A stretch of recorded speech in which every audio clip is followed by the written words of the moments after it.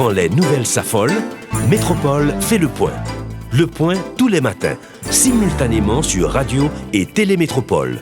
Le point est une courtoisie de la BNC, Unipièce, MSC+, Arcordia Shipping et Lisa Lotto. Madame, Monsieur, bonjour. Bienvenue à la rubrique Le Point de Radio et Télémétropole. Bonne semaine, merci de l'intérêt, merci de votre fidélité. Avec nous ce matin, un syndicaliste, un enseignant, je dirais un combattant, un militant, mais très certainement un témoin des événements d'avant et d'après 86, et même témoin du référendum de 1987. Il s'agit de Marc-Antoine Lestin que l'on accueille ce matin sur le plateau de la rubrique Le Point. Bonjour et bienvenue à Métropole. Bonjour Wendel, bonjour tous les auditeurs et téléspectateurs de Radio Télémétropole où qu'ils se trouvent dans le monde. Si je dis vous étiez un militant ou un combattant ou un politicien, qu'est-ce que vous choisiriez? Je suis un citoyen, conscient, conséquent et responsable. Avec des engagements personnels? Engagement pour que l'on ait l'Haïti chérie dont tout le monde rêve actuellement. Et particulièrement tous les Haïtiens, ils ont quitté le pays à cause du fait qu'on n'a pas réalisé l'Haïti dont ils rêvent. Mais tous les Haïtiens aiment Haïti et veulent être là. Être ici à Métropole ce matin traduit une volonté? Une volonté parce que j'ai suivi attentivement l'émission de mercredi que vous avez eue avec Maître Chantal Udico. Et bon, je l'ai trouvé correcte, mais j'ai compris qu'en si peu de temps, 1 heure de temps, elle ne pouvait pas tout dire. Alors, j'ai... Vous êtes venu ajouter? Pour ajouter certaines choses à ce qui a été dit. Non, mais il va y avoir encore autre chose à ajouter. Parce que quand même, ça prend du temps pour traiter de la Constitution quand même. De 57 à 86, vous avez vécu les moments forts de la période de Duvalier. J'ai grandi avec la dictature. J'avais 10 ans quand François Duvalier a accédé au pouvoir. Et tout s'est passé en ma présence. Il y a tant de choses à dire. Et vous avez bonne mémoire, vous vous souvenez j'ai pas très bonne mémoire, mais j'ai mémoire de beaucoup de choses quand même. Ok. On révèle aussi que François Duvalier avait modifié la Constitution. Est-ce que vous avez des souvenirs de... Mais bien sûr, il n'avait pas été élu à vie. Il avait été élu pour 6 ans. De 57 à 63. Mais je ne veux pas m'étendre sur la question. Vous allez en poser d'autres. Je ne veux pas m'étendre trop là-dessus. 1961, élection des députés. Tous les bulletins de vote mentionnaient François Duvalier, président, un tel député. François Duvalier, président, un tel député, pour toutes les circonscriptions du pays. Et au moment de donner les résultats, on a constaté que François Duvalier a été élu président avant la fin de son mandat, a été réélu président avant la fin de son mandat, à 98 ou 98% des voix, je ne me souviens pas trop. Et là, tout le monde était surpris. Mais les bulletins marquaient bien François Duvalier, président, un tel député. Mais personne n'y avait prêté attention. C'est au moment des résultats qu'on a compris qu'il s'est fait réélire pour 6 ans en 1963. Puis, il va se faire nommer président à vie. Dans une autre histoire, c'est long. Ok. Vous avez joué un rôle dans la lutte pour le départ de Jean-Claude Duvalier? Certainement, mais j'étais... Non, je vous pose la question tout simplement. Oui, mais certainement. J'ai toujours été actif et j'ai lutté pour le départ de Jean-Claude Duvalier. Je suis entré, et en sortant de prison en 1976, j'ai continué, je me suis engagé tout de suite dans la bataille. On a fait au Cap-Haïtien l'affaire Le Rouge, Alexandre Gabriel Le Rouge. Donc vous étiez prisonnier politique? Non, j'ai passé 6 ans et 4 mois en prison sous François et Jean-Claude Duvalier. Pourquoi? Parce que la loi du 29 avril, la loi du... C'est ça. du 29 avril 1969, okay, était une loi de 4 articles, qui permettait à François Duvalier de tuer n'importe qui dans le pays légalement. 4 articles, mais libellés de telle manière que vous êtes pasteur, vous êtes avocat, vous êtes n'importe quoi, ils peuvent vous tuer légalement. Alors, en vertu de cette loi, on pouvait accuser n'importe qui. Mais je ne veux pas entrer dans mon cas particulier, qui est un cas spécial, qui va prendre trop de temps, mais on combattait les doctrines d'importation, etc. C'était contre le communisme. Okay? Et alors, tout le monde était arrêté sous ce titre-là. Vous étiez Camoquin? Dès qu'on était contre Duvalier, on était contre Camoquin. Alors lui, il vous accusait de communiste le plus souvent, pour vous tuer plus facilement. Okay? Mais dès qu'on était contre lui, on était Camoquin. Mais c'est le grand mal qui a entraîné la situation du pays actuel, c'est le fait que, entre les années 60 et 70, Duvalier a détruit l'intelligentsia haïtienne. Mais j'ai assisté au départ ou à la mort de presque tous mes professeurs du secondaire. À la mort aussi, vous avez dit? Départ et à la mort de presque tous mes professeurs du secondaire. Il y en a qui sont disparus, on n'a jamais entendu parler de leurs nouvelles. Okay? Et là, j'ai vu partir. Il y avait une intelligentsia prestigieuse au Cap-Haïtien où j'étais, mais très prestigieuse. Et malheureusement, parce que tout le monde est déjà mort, il n'y a pas trop de gens pour parler d'eux. Un petit détail, professeur. À cette époque-là, on pouvait partir sans grande difficulté, sans problème. Il suffit d'avoir un passeport. Ou bien est-ce qu'on partait avec ou sans passeport? Pour avoir un passeport, tout d'abord, vous faites une demande de passeport. Vous faites la demande. Il fallait attendre que l'on envoie votre nom au Palais national. C'est lorsque François Duvalier aura retourné votre nom disant qu'on peut vous donner le passeport, c'est à ce moment-là, okay, que l'on peut vous faire un passeport. Vous comprenez, vous réalisez. Oui, oui. Donc, non, parce que quand vous avez dit, quand vous dites que vous avez observé le départ pour un autre pays... La fuite ou la mort, parce que ce n'est pas des départs faciles, okay, ils ont dû fuir. Mais comment? Est-ce que tous ces gens-là avaient un passeport? Est-ce que tous avaient... Non, mais certains ont gagné des ambassades, d'autres on peut s'enfuir par la ville de Bénica, n'oubliez pas d'autres voies. Mais, pratiquement, dès qu'on était contre Duvalier, il fallait partir ou mourir.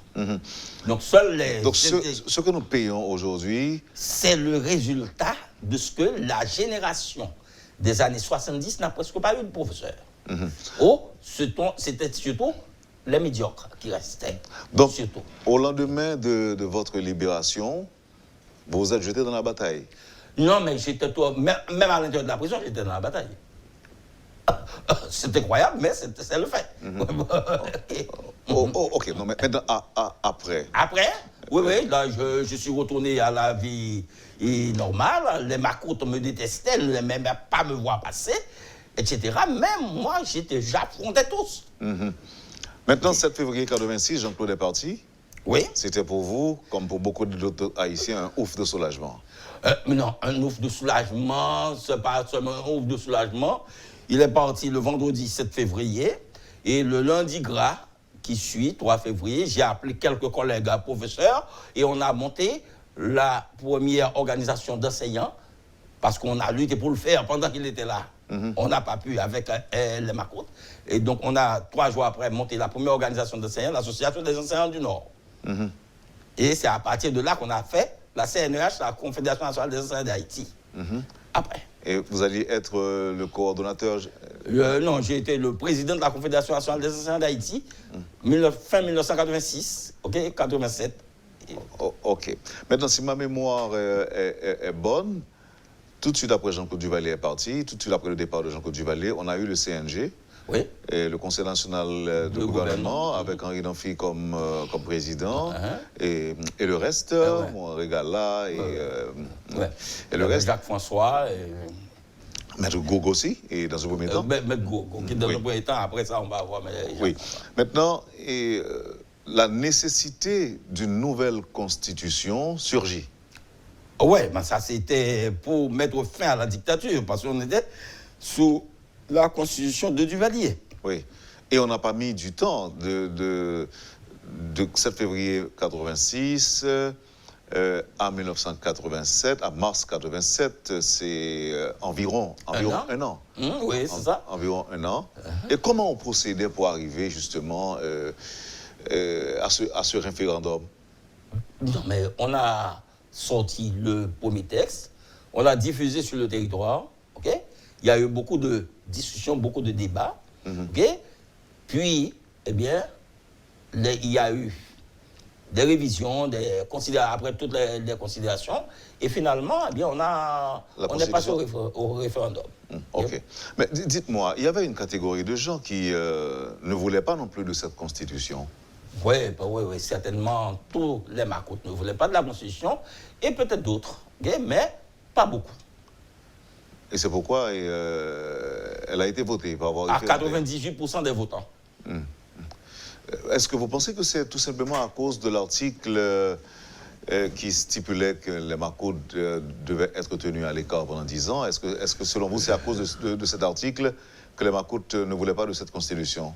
Bon, les Makoutes ne voudraient jamais de cette constitution parce qu'ils n'étaient pas pour la démocratie. Ce qui faisait leur affaire, c'était la dictature. Très bien. Est-ce que, selon vous, de 87 à nos jours, nous sommes en 2021, est-ce que nous sommes en démocratie? Mais on n'est jamais entré dans l'ordre prévu par la Constitution de 1987. Jamais.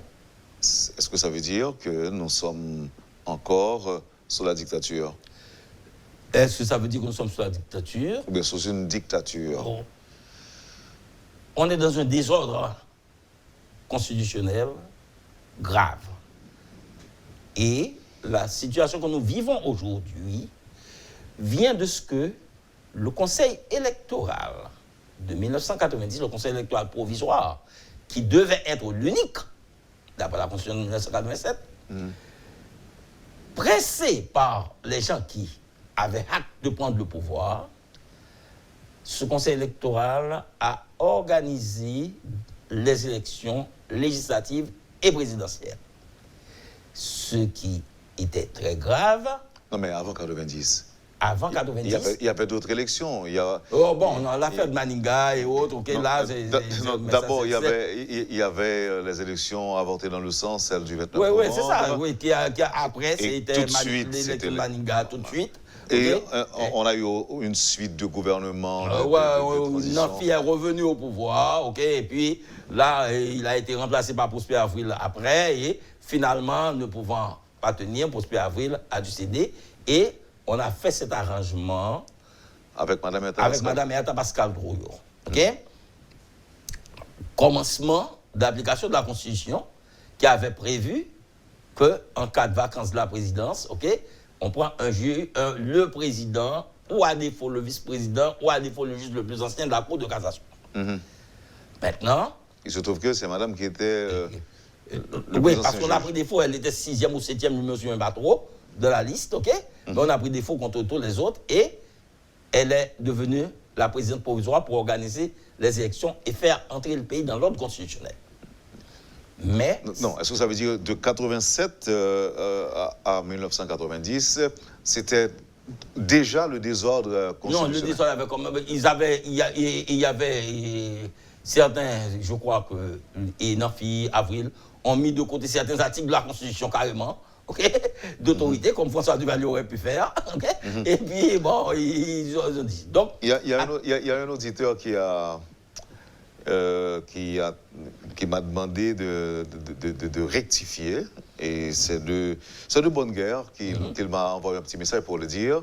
Il a dit que tous les intellectuels n'ont pas été tués ou exilés du pays sous Duvalier. Donc, je ne dis pas tous les intellectuels. Donc nous devons éviter de refaire l'histoire, a-t-il écrit. Non, nous ne disons pas tous les intellectuels. J'ai dit qu'il a décimé l'intelligentsia haïtienne. Ça veut dire qu'il en est resté. Mais je ne veux pas en parler maintenant, ça va faire trop de débats. Allons à notre fait. Ok, très bien.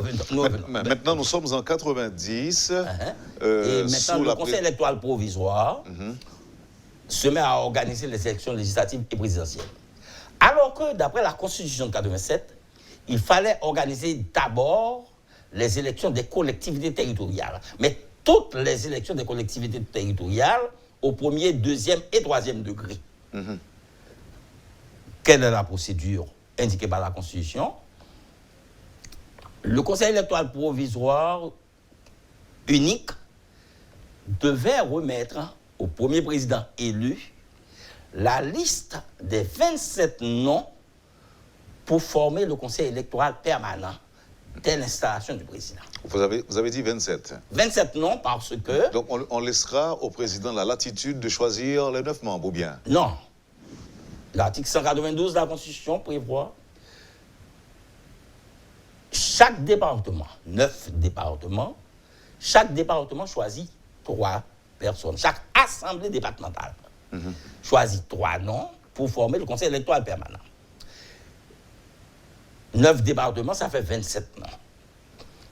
De ces 27 noms, le pouvoir exécutif choisit 3. Le pouvoir législatif choisit 3.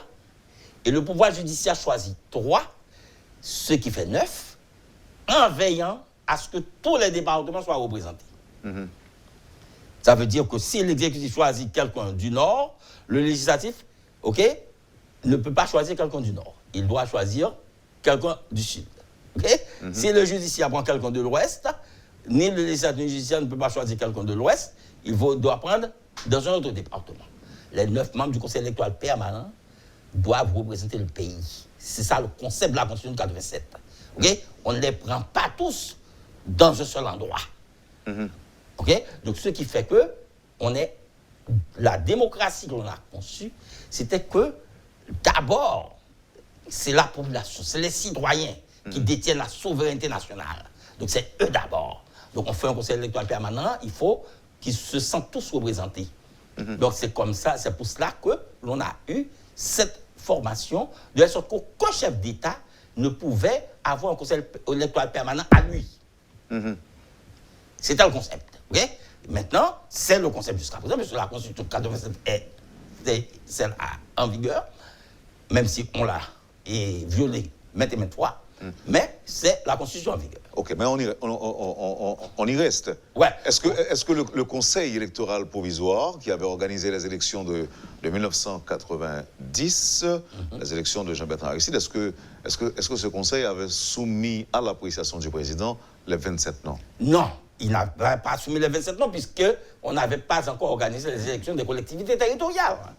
Donc, les 27 noms devaient venir des assemblées départementales. Et les assemblées départementales sont élues au 3e degré. Il fallait avoir les élections des CASEC, des mairies, faire au 2e degré les élections des assemblées municipales, et au 3e degré, les élections des assemblées départementales. Et ce sont ces assemblées départementales qui devaient soumettre les noms.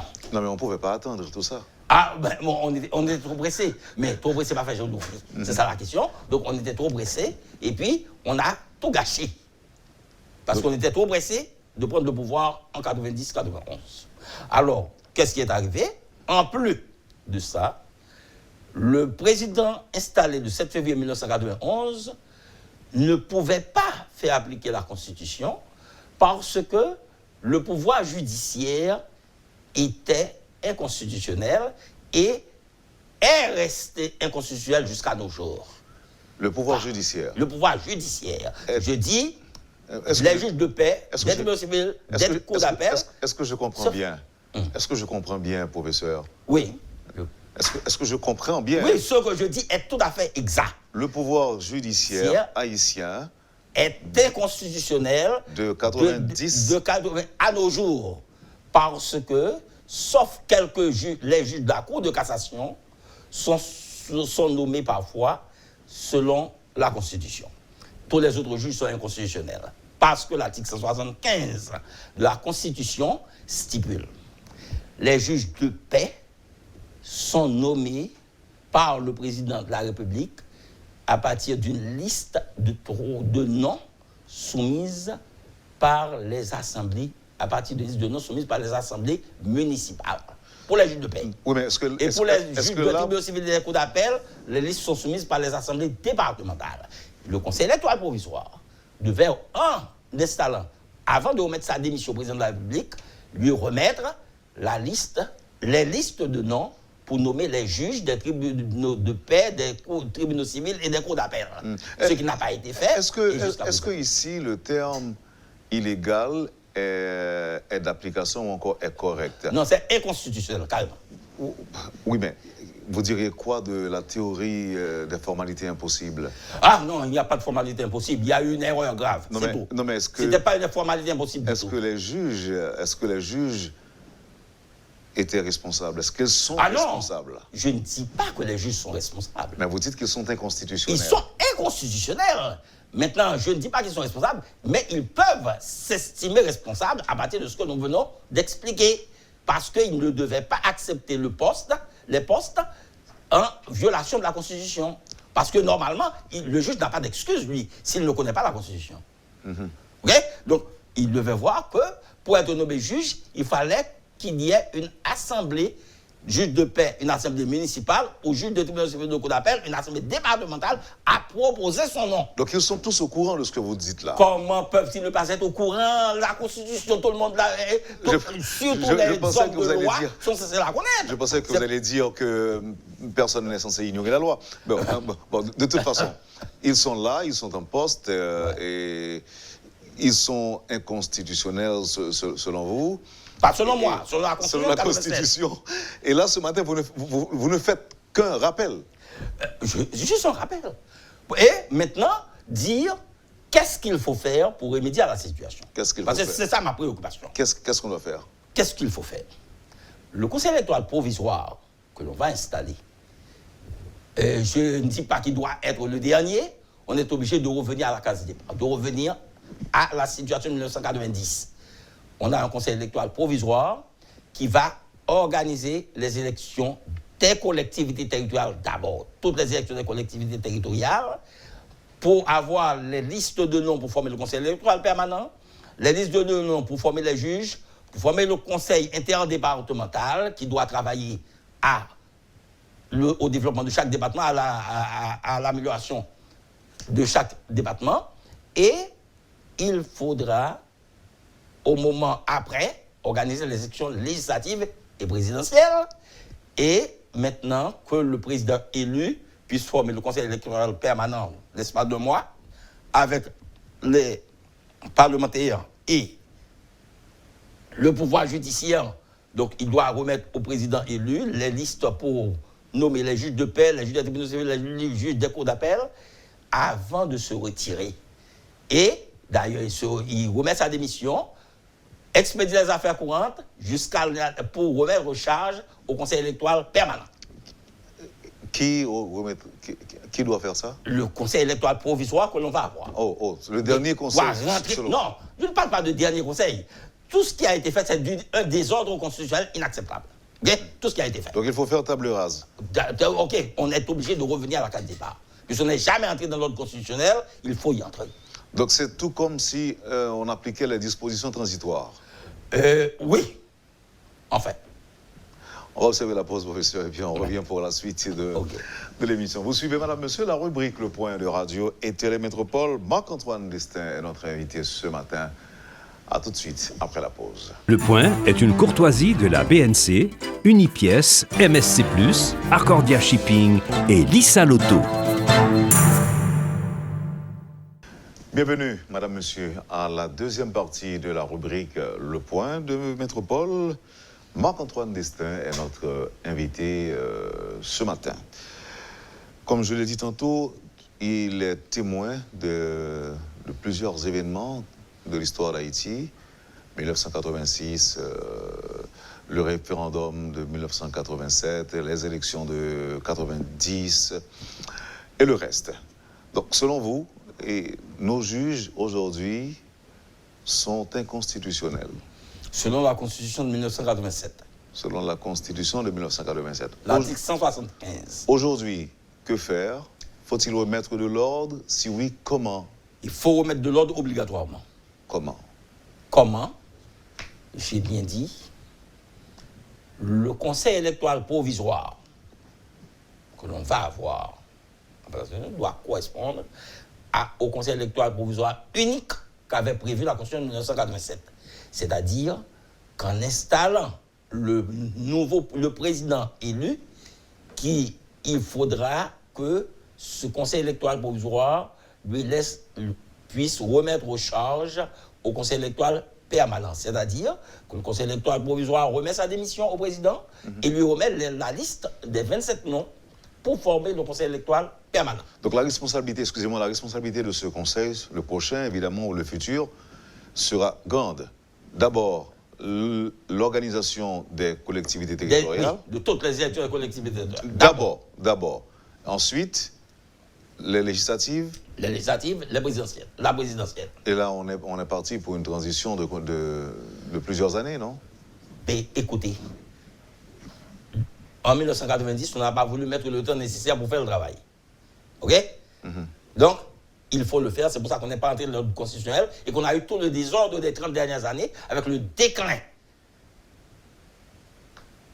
de tout dans le pays presque. Ce qui veut dire que, économiquement, de toutes les manières, le pays a régressé presque. Alors, il faut bien poser le problème si on veut le résoudre. Le fait qu'on n'ait jamais entré dans l'ordre constitutionnel, le fait que nos hommes politiques, et même, ce qui est triste, nos hommes de loi, avocats, juges et autres, ne veulent pas, en dépit de leur prestation de serment, parce que pour la plupart, ils sont tous prêtés serment, ne veulent pas respecter et appliquer la Constitution et la loi, ça a entraîné tout le désordre que nous avons.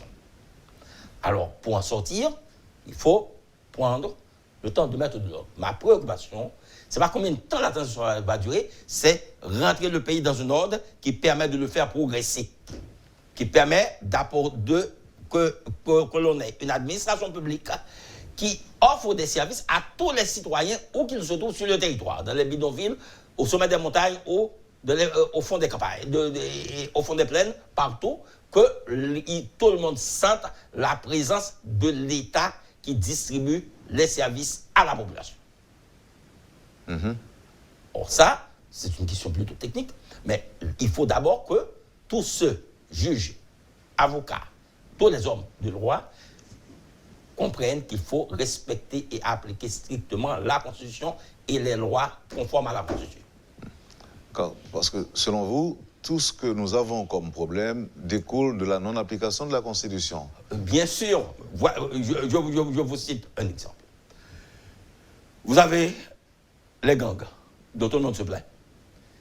Que dit la Constitution de 1987 ? Tout individu a droit à l'autodéfense armée à l'intérieur de son domicile.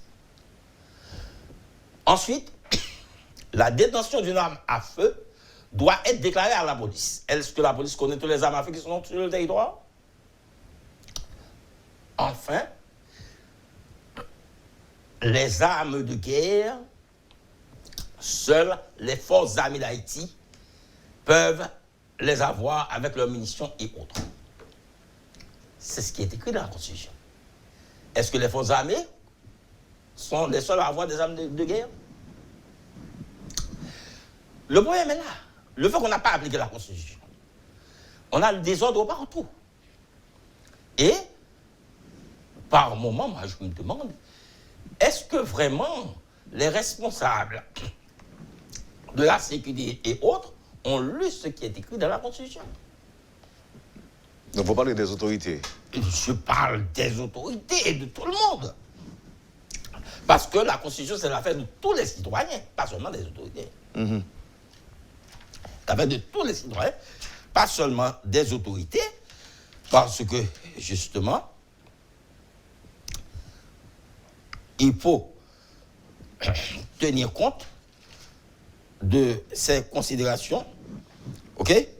Et les articles 268, 268 1, 268 2, 268 3. Une petite lecture pour vous. Article 268.1, tout citoyen a droit à l'autodéfense armée dans les limites de son domicile, mais n'a pas droit au port d'armes sans l'autorisation expresse et motivée du chef de la police.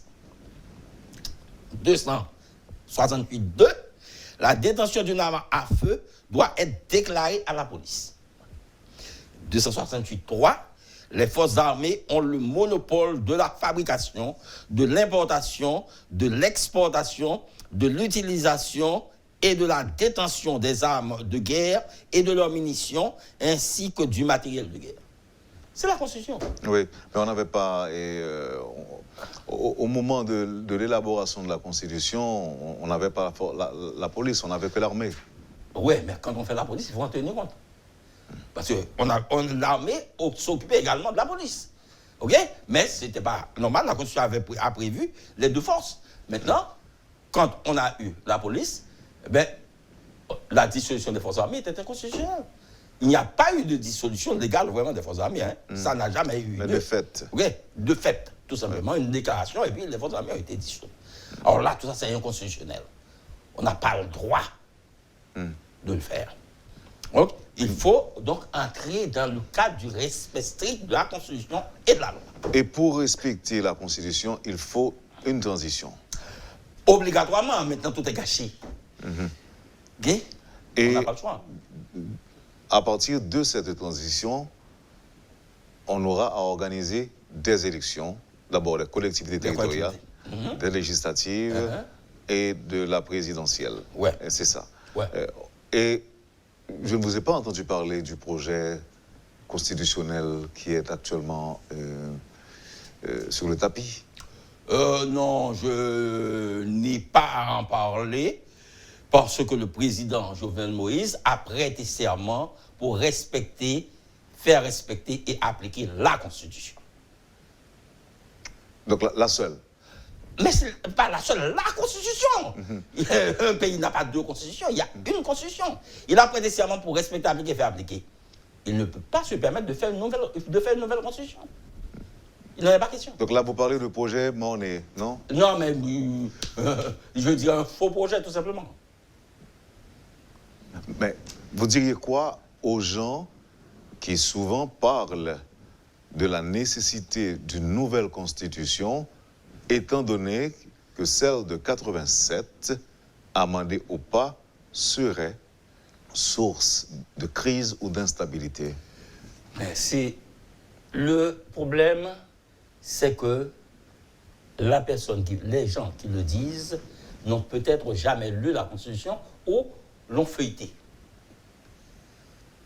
Parce que la Constitution de 87 est un projet de société très équilibré. Et le fait que cette Constitution a prévu que les hommes changent les situations, etc., la Constitution a prévu qu'on peut y apporter un amendement chaque 4 ans. Qu'est-ce qu'il faut en plus? Si on l'avait appliqué, on ne serait pas aujourd'hui dans cette situation. Donc, vous recommandez la lecture de la... Mais si, comment voulez-vous parler politique sans même connaître la Constitution du pays? C'est pas possible. Alors, vous allez faire selon ce que vous avez en tête? Non, mais alors pourquoi je vous ai posé la question? C'est parce que non seulement il y a des chefs d'État haïtiens qui ont abondé en ce sens, disons qu'il faut quand même une nouvelle constitution. Il y a eu des tentatives, d'abord des tentatives présidentielles. Le président Préval avait créé une ou des commissions devant réfléchir sur la possibilité d'une nouvelle constitution. Il y a aussi, vous le savez, professeur, des initiatives parlementaires. Et il y a beaucoup de personnes dans la société qui souhaitent qu'il y ait une nouvelle constitution. Évidemment, aujourd'hui, la politique aidant, certains disent que oui, nous avons besoin d'une nouvelle constitution, mais pas avec le président Jovenel Moïse.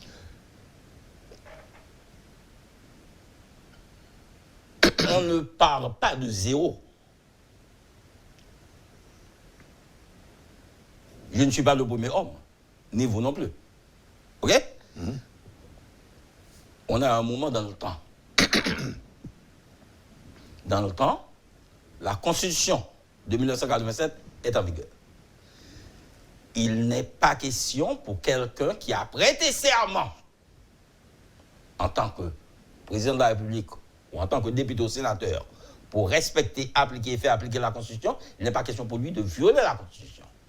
Et quand cette personne viole la Constitution, elle tombe alors sous le coup des articles 21 et 21-1 de la même Constitution. Vous voulez que je vous lise ce que disent les articles 21 et 21-1 ? Voici. Parce qu'il faut que les gens se réfléchissent avant d'agir. L'article 21 dit « Le crime de haute trahison consiste à porter les armes dans une armée étrangère contre la République, à servir une nation étrangère en conflit avec la République, dans le fait par tout fonctionnaire de voler les biens de l'État confiés à sa gestion, ou toute violation de la Constitution par ceux chargés de la faire respecter. » Vous êtes chargé de faire respecter la Constitution, vous la violez, vous êtes coupable du crime de haute trahison. Et l'article 21-1 dit « Le crime de haute trahison est puni de la peine des travaux forcés à perpétuité sans commutation de peine. » Parce que vous assassinez la nation.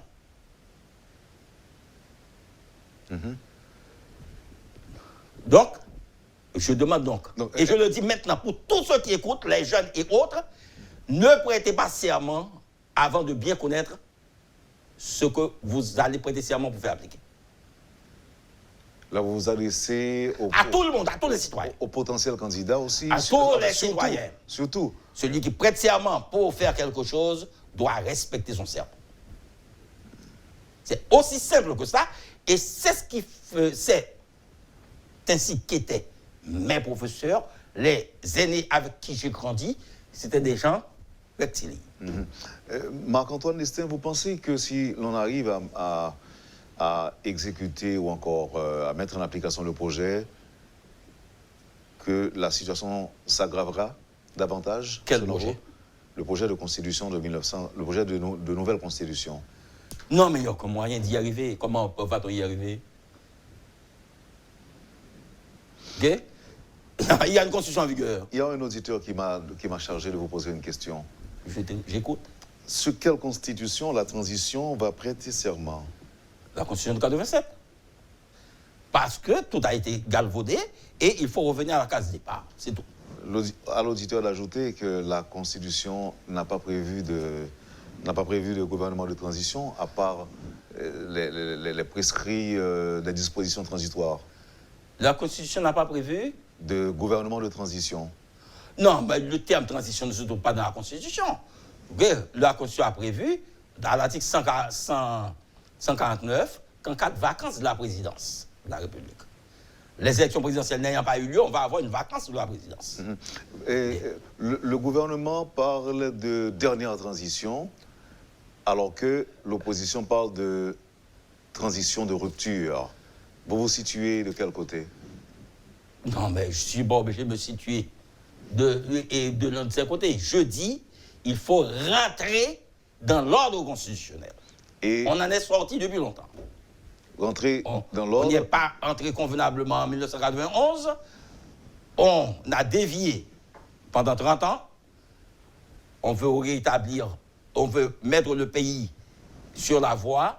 Il faut rentrer dans l'ordre constitutionnel et faire les choses comme la Constitution le dit. Et pour y arriver, il faut un conseil et un président provisoire selon cette Constitution, parce qu'on y est déjà, on l'a dit, mais on l'a violé en maintes et maintes fois, un président provisoire, un conseil électoral provisoire, l'unique qui devait exister, et maintenant appliquer, réaliser les élections selon l'ordre prévu par la Constitution, et maintenant entrer d'emblée dans le respect de la Constitution, c'est-à-dire faire fonctionner le pays au profit de chaque citoyen, au profit de chaque individu qui vit sur le territoire. Certains gens pensent qu'une nouvelle constitution nous faciliterait la tâche. Pas du tout, c'est pas là le problème. Là, une nouvelle constitution qui faciliterait la tâche, comment? Pourquoi cette constitution ne facilite pas la tâche? Le problème, c'est la constitution n'a pas de problème, ce sont les gens qui ne veulent pas la respecter. Le problème, c'est ça. Les gens responsables qui ne veulent pas respecter la Constitution. C'est ça le problème. La Constitution en elle-même est bonne. Point. On veut savoir laquelle des constitutions est en vigueur actuellement. Non, la Constitution de 1987, sauf qu'il y a beaucoup de crimes de haute trahison. Il y en a tellement eu que moi j'estime que pour les questions politiques, les crimes de haute trahison, on est obligé de faire une amnistie sans quoi il y aurait trop de gens à mettre en prison. Voilà. Donc vous préconisez une amnistie même avant la modification de la Constitution ou encore l'application pleine et entière de la Constitution?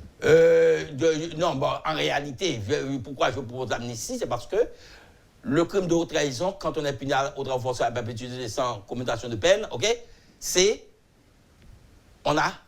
personne ne peut vous libérer, ok. Donc je propose l'amnistie parce que de 1991 à nos jours, et si vous faites la liste des gens qui ont violé la Constitution après avoir prêté serment de la faire appliquer, parlementaires et tous autres, ok, vous comprenez que ça fait une quantité énorme. Alors, on n'a pas la possibilité de faire cet emprisonnement massif, donc on fait une amnistie après les crimes politiques. Je ne parle pas des crimes financiers. Les crimes financiers, c'est autre chose. Mais maintenant, ok, à ce moment-là, eh bien, on fait une amnistie générale pour les crimes politiques. C'est mon avis. Okay? Qui n'est pas obligatoirement l'avis des autres, okay? Et on fait rentrer le pays dans l'ordre constitutionnel définitivement, de sorte que tous les enfants doivent aller à l'école. Si la Constitution de 1987 n'a pas de problème, ce sont les hommes, les Haïtiens qui ont des problèmes, qui ont des problèmes, ou bien qui constituent le problème à proprement parler. Mais ce sont les mêmes Haïtiens qui vont comment demander à ces mêmes Haïtiens de respecter la Constitution pour remettre le pays sur les rails? Aussitôt que l'on fait l'accord citoyen normal, la loi dit, et puis c'est fini. Vous êtes en faute ou vous n'êtes pas en faute. Okay? Vous êtes adulte, vous agissez, assurez-vous que vous agissez conformément à la loi. Nul n'est censé ignorer la loi. Okay? Et donc, à ce moment-là, on respecte les droits de chacun et de tous. Donc là, vous souhaitez un accord? Non, je ne parle pas d'accord, moi. Je parle de respect de la Constitution. Oui, mais comment y arriver maintenant? On va y arriver. Nous sommes en pleine crise. Mais non, mais la crise, le président de la République sait qu'il doit quitter le pouvoir tranquillement. On n'a pas lutté avec lui pour. Il a prêté serment. OK? Et maintenant, OK, on choisit à la Cour de cassation le juge conforme à l'article 149. Et là, il forme le conseil électoral provisoire avec les forces politiques et autres. Et on forme un gouvernement. Entre-temps, le pays doit vivre. Vous pensez qu'on y arrivera? Vous pensez qu'on y arrivera sans un accord politique? Mais pourquoi l'accord politique? Accord politique avec quoi? L'accord politique a déjà été fait. Avec les forces politiques? Non, l'accord politique a déjà été fait. Avec qui? Le président a prêté serment d'appliquer, respecter, faire respecter la Constitution. C'est ça l'accord politique. Donc on n'a pas besoin d'accord? Il n'y a pas d'accord. Le président sait que son mandat a pris fin. On n'a pas besoin d'accord. Il sort gentiment oui. Sa position. Mon mandat a pris fin. Le pays est en situation difficile. OK? Puisque mon mandat a pris fin. OK? Je me retire. Et là, vous installez, comme dit la Constitution, le juge de la Cour de cassation qui est approprié dans la Constitution. Quand vous parlez de fin du mandat du président, est-ce que vous faites allusion à cette question-là qui est encore en débat quand même? Je vais parler de 7 février 2021 ou 7 février 2022. Il est écrit dans la Constitution que le mandat... Là, vous parlez de l'article 134.1. Oui. Et de l'article 134. Non, mais ce n'est pas la même chose exactement. OK? La durée, l'article 134.1 dit, la durée du mandat présidentiel est de 5 ans. Cette période commence et se termine le 7 février suivant la date des élections. Et l'article 134.2 de dire, les élections présidentielles ont lieu le dernier dimanche de novembre de la 5e année du mandat présidentiel. La 5e année du mandat présidentiel, c'était 2015. C'est pas moi, c'est la Constitution. Ce qui fait que le mandat prend fin 7 février 2021. Donc, on va finir, professeur. C'est que aujourd'hui, c'est inutile de parler de nouvelle constitution. C'est inutile d'en parler. On ne peut pas en parler, c'est tout. On ne peut pas en parler, ok? Constitutionnellement, on ne peut pas en parler. On ne peut pas parler d'amendement non plus? Amendement, la Constitution a prévu quand est-ce qu'il faut faire l'amendement. 8e session d'une législature, première session de la législature suivante, et puis c'est tout. Après que tout aille dans la poubelle. Il faut attendre la 8e session. À chaque 8e session d'une législature, on peut traiter amendement de la Constitution. C'est la Constitution. Est-ce que vous êtes satisfait de l'application faite de la Constitution amendée? Ça n'existe pas, la Constitution amendée. La Constitution. Ouais, vous avez le texte? Vous avez vu le texte? Je peux facilement le trouver. Oh, vous pouvez facilement retrouver quel texte? Les presses nationales n'ont jamais publié un texte qui s'appelle Constitution amendée. Un texte d'amendement de la Constitution. Hein? Il y a eu un arrêté du 19 juin 2012, publié par Michel Martelly, par le président Michel Martelly. Cet arrêté du 19 juin 2012 est sorti au cours de la 3e session de la législature. Donc là, personne n'a le droit. Donc vous nous dites qu'il n'y a pas de... La Constitution n'existe pas. Là, ça a été traité en diverses instances. Non, la Constitution de 87 n'a pas été amendée. Non. Parce qu'on n'a pas respecté les normes. Donc on n'a pas suivi les nous sommes encore sous la Constitution de 1987. Ouais. Eh bien, merci, professeur. Merci. J'étais très content J'espère que l'auditoire a été édifié. J'étais très content de vous entendre aussi. Je suis à disposition toutes les fois qu'on a besoin d'éclaircissement. Merci beaucoup, Marc-Antoine Destin, pour ce survol historique, je dirais. Et puis ce petit rappel à l'ordre. Merci encore une fois. Tenez bon. Bonne semaine. Vous avez suivi, madame, monsieur, la rubrique Le Point de Radio et Télémétropole. Marc-Antoine Destin était notre invité ce matin. Merci de nous avoir accueillis chez vous. Passez une excellente journée et surtout une très bonne semaine avec Métropole. Et à demain. Quand les nouvelles s'affolent, Métropole fait le point. Le point tous les matins, simultanément sur Radio et Télémétropole. Le Point est une courtoisie de la BNC, Unipièce, MSC+, Accordia Shipping et Lisa Lotto.